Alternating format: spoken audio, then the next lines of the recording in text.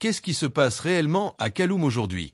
Pourquoi, en plein cœur de Conakry, les autorités se précipitent-elles pour démentir les rumeurs de coups de feu, sans même fournir une explication claire? Les autorités sont-elles simplement en train d'étouffer la vérité pour masquer des événements encore plus sombres, comme un coup d'État en gestation? Alors que la capitale guinéenne est en proie à la panique, avec des rues désertes et une tension palpable, la présidence affirme qu'il ne s'agit que de folles rumeurs. Mais peut-on vraiment croire à ces démentis? Ou devons-nous plutôt nous interroger sur ce que cache cette manœuvre précipitée et cette soudaine montée en force des militaires à Kaloum? Est-ce une tentative désespérée de camouflage d'une rébellion interne? Ou pire encore, une couverture pour réprimer encore plus brutalement ceux qui osent encore défier Mamadi Doumbouya? Le régime, déjà entaché par des accusations de répression sanglante, pourrait-il être en train de montrer ses vraies couleurs? Aujourd'hui, nous plongeons dans le chaos de Kaloum pour dévoiler ce qui pourrait bien être le début de la fin pour un régime qui a déjà tant fait souffrir la Guinée. La vérité, cachée sous les discours officiels, pourrait bien être plus terrifiante que les rumeurs. Les événements qui se sont déroulés à Kaloum le 26 septembre 2024 ont plongé Conakry dans un climat de peur et d'incertitude.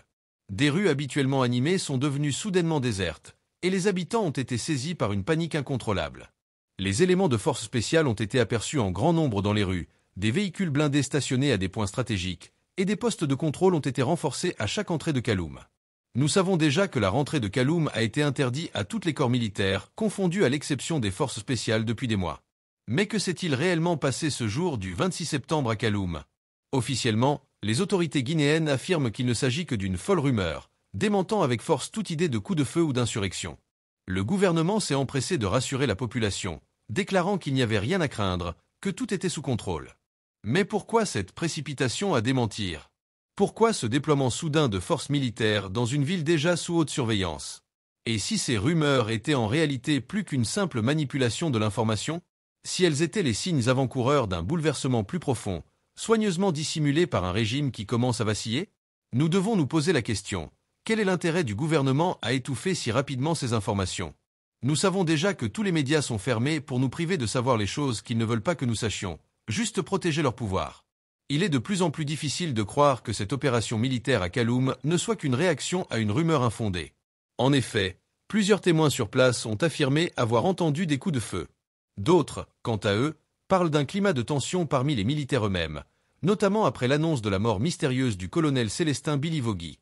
Mais ces témoignages, bien qu'alarmants, ont été soigneusement ignorés par les autorités. Pourquoi ignorer ces voix? Pourquoi nier ce qui semble de plus en plus évident? Peut-être parce que ces événements ne sont que la pointe de l'iceberg, révélant une lutte de pouvoir interne au sein même de l'appareil militaire.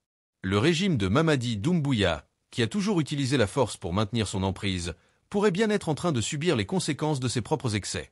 Et si cette montée en force militaire à Kaloum n'était pas seulement une réponse à une rumeur, mais plutôt une démonstration de force destinée à mater une rébellion interne ou à prévenir un coup d'État en gestation? De plus, des sources anonymes au sein même des forces armées laissent entendre qu'une fracture s'élargit entre les différents corps de l'armée, alimentée par les assassinats ciblés de haut gradé, par les arrestations arbitraires et par la gestion autocratique de Doumbouya. La mort récente du colonel Sadiba Coulibaly, ancien chef d'état-major général des armées, ajoutée aux circonstances troubles de son arrestation et de son incarcération, ne fait qu'attiser davantage ces tensions internes. En somme, la question qui se pose est la suivante. Le gouvernement cherche-t-il simplement à préserver l'ordre public, ou est-ce un signe que quelque chose de beaucoup plus grave est en train de se jouer en coulisses? L'avenir de la Guinée pourrait bien se décider dans l'ombre, loin des regards, sous couvert de fausses rumeurs et de démentis officiels. Les rumeurs peuvent-elles être un écran de fumée pour masquer une vérité plus dérangeante, celle d'un régime sur le point de s'effondrer sous son propre poids? Mais cette stratégie de répression et de dissimulation n'est pas nouvelle sous le régime de Doumbouya. Depuis qu'il a pris le pouvoir, les assassinats ciblés, les arrestations massives et la répression brutale des manifestations sont devenus des outils réguliers de gouvernance. Le régime de Mamadi Doumbouya s'est construit sur une promesse de changement et de justice après des années de gouvernance autoritaire. Mais aujourd'hui, cette promesse semble avoir laissé place à une répression impitoyable, où la dissidence est systématiquement écrasée et où la mort guette ceux qui osent défier le pouvoir en place. Prenons le cas du colonel Sadiba Coulibaly, ancien numéro 2 du régime militaire, autrefois proche allié de Doumbouya. Arrêté pour des accusations de désertion et de détention illégale d'armes, Coulibaly est condamné à 5 ans de prison et déchu de son rang de général. Mais ce qui choque le plus, c'est la manière dont il a trouvé la mort en détention. Officiellement, on parle d'un psychotraumatisme et d'un stress prolongé, mais qui peut croire que cela n'est pas le résultat direct des conditions de détention infligées à ceux que le régime considère comme des ennemis? Et ce n'est pas un cas isolé. Depuis 2021, au moins 47 personnes, en majorité des jeunes, ont été tuées lors de manifestations réprimées par les forces de sécurité. Parmi eux, des adolescents, des étudiants, des voix qui réclamaient simplement un avenir meilleur pour leur pays. La réponse du régime: des balles, des arrestations arbitraires, et un silence assourdissant face aux appels à la justice. Le Comité national du Rassemblement pour le développement, CNRD, censé être le garant de la transition, s'est rapidement transformé en instrument de terreur. Les manifestations sont interdites, les opposants politiques traqués et les médias muselés. Les rares qui osent encore élever la voix sont soit emprisonnés, soit forcés à l'exil. La fermeture de chaînes de télévision, la restriction de l'accès à Internet et la répression des leaders d'opinion témoignent d'un régime qui ne tolère aucune critique. Mais pourquoi tant de violence? Pourquoi cette obsession à écraser toute opposition, même celle qui est pacifique? Peut-être parce que le régime sait que son pouvoir repose sur une base fragile, que la contestation pourrait grandir et mettre en péril l'autorité de Doumbouya.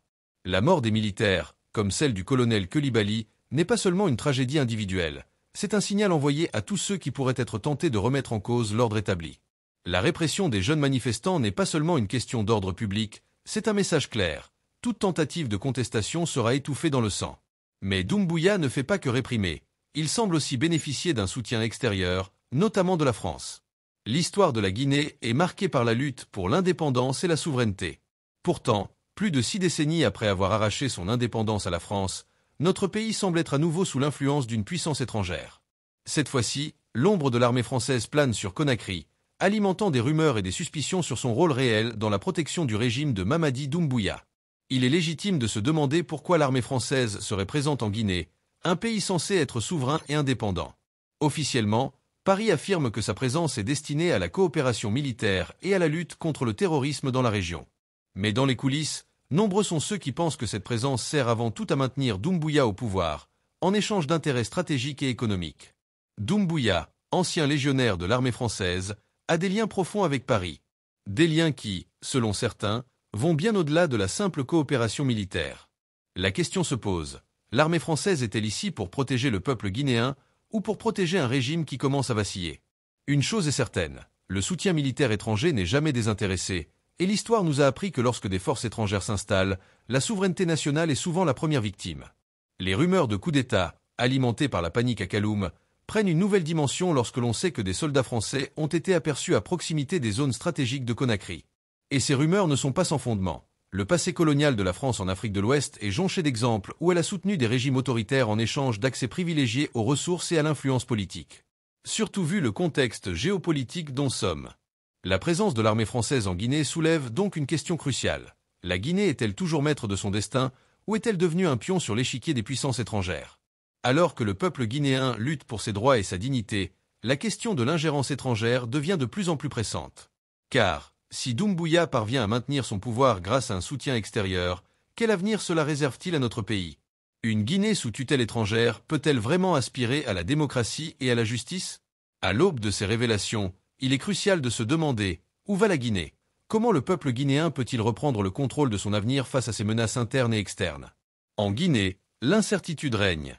Le général Mamadi Doumbouya, autrefois perçu comme le sauveur d'une nation en proie à la dictature, montre désormais un visage bien différent. Ses ambitions de rester au pouvoir sont de moins en moins dissimulées. Il craint ce qu'il a lui-même infligé à Alpha Condé, un coup d'État qui pourrait mettre fin brutalement à son règne. Mais plus il s'accroche au pouvoir, plus les signes d'une nouvelle déstabilisation se multiplient. Les récentes rumeurs selon lesquelles Alpha Condé tenterait de recruter des mercenaires pour renverser la junte guinéenne ne sont pas à prendre à la légère. Bien que les accusations soient balayées par ses partisans, elles révèlent une vérité plus inquiétante. La peur du régime Doumbouya de voir un autre coup d'État se préparer dans l'ombre. Ces accusations pourraient-elles être un prétexte pour justifier une répression encore plus féroce, ou pour détourner l'attention des véritables menaces internes auxquelles fait face le général? Alors que Doumbouya semble prêt à tout pour s'éterniser au pouvoir, les Guinéens doivent se poser une question cruciale. À quel prix? La présence militaire étrangère, les assassinats ciblés, les arrestations arbitraires et les tentatives de déstabilisation montrent que la lutte pour le contrôle de la Guinée ne fait que commencer. Dans ce contexte de tension extrême, il est plus important que jamais de rester vigilant, de continuer à poser des questions et de ne jamais laisser le silence étouffer la vérité. Partagez cette vidéo, faites entendre votre voix, et surtout, ne cessez jamais de demander des comptes à ceux qui prétendent agir pour le bien du peuple. Car l'avenir de la Guinée appartient à ceux qui osent se battre pour la justice et la liberté.